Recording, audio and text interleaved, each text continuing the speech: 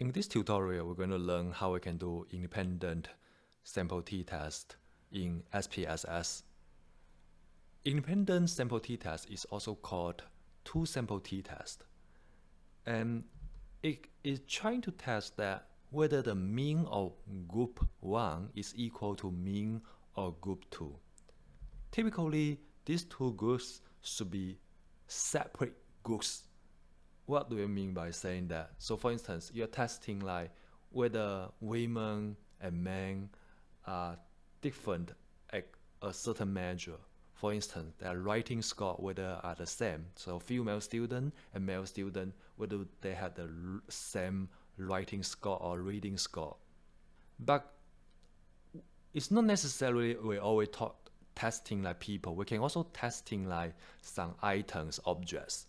So for instance, we can test like, okay, products from factory A are the same or different from products from factory B. So that's the basic idea about independent sample t-test. And the next we're going to see like how we can write Null or an alternate hypothesis. So Null hypothesis, in this, we are going to see an example of writing score. So to see whether female versus male students are different in terms of writing score. So Null hypothesis would be like men and women do not significantly differ in terms of writing score.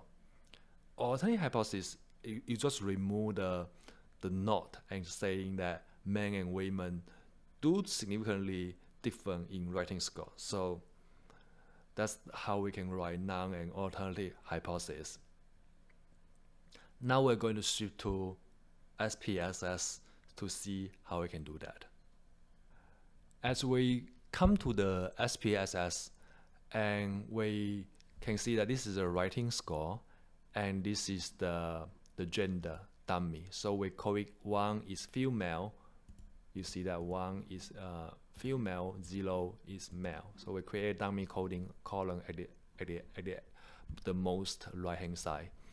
Okay, so in SPSS, click the Analyze, Compare Mean, and then click the Independent Sample t-test. And so, I already did that earlier. So what you can do is just like click the gender dummy here, and then define the group. You just define 0 and 1, type 0, we have 0 and 1, so you just type 0 and 1, okay, and then click continue, and then remove and then drag the right here, and then just, you do not need to do anything else, just click OK, and then that's the output.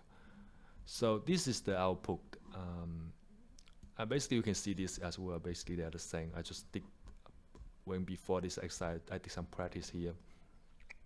So as you can see that, so the mean for men is, for male is like 50, and for female is 54. So you can see that female students have high score compared to male students.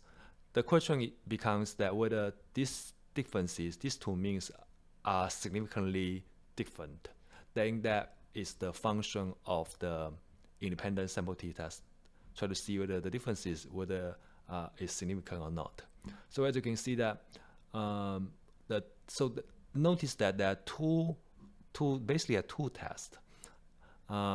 So one is the equal variance assumption, one is not, and we can just assume if we assume that it's equal variance, then that's the t-value minus 3.73, and that's the degree of freedom. Degree of freedom for the independent sample t-test is n1 plus n2 minus 2. So in total there are 200 students in this sample.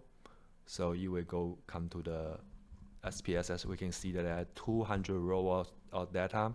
So m in total is 200 minus 2 is 198. So degree of freedom, and the p-value is smaller than 0. So the p-value is like 0, but it not actually it's not 0. But it just show like the outer the 3 decimals. But you will report that you just said okay, p is smaller than 0.001.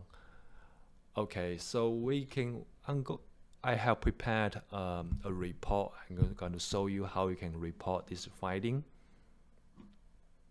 So this is how you can write the report. You can say that, okay, independent sample t-test, I just ignore the sample. Sometimes people just say that independent t-test, so that the result is, this is typo. You should say that the result are this. Or you can say that, that's nothing wrong. You can write, okay, independent sample t-test show the result of, I think grammarly they both are then correct. You can, okay,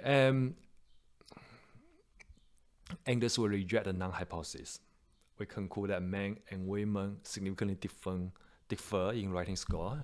And further, because we know the mean, yes, so we know that who is higher. So we know that the mean writing score for women is this, and the men is this. And we can conclude that women have significantly higher writing score than men. So that's basically how you can report the independent sample t-test. You can slightly change the order to rephrase a bit, but that's the basic idea how you report that.